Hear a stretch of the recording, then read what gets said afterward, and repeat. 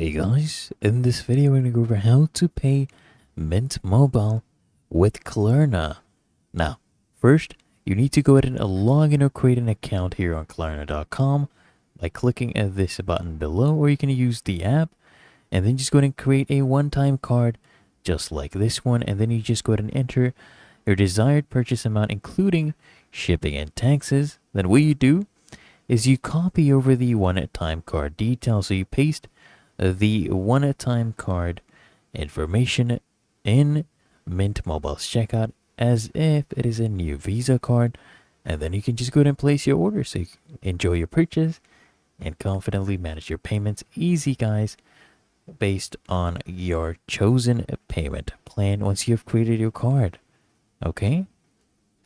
And it's really that easy and simple, so I hope you found this guide helpful, and if you did, consider smashing that like button as well as subscribing to frequently asked questions.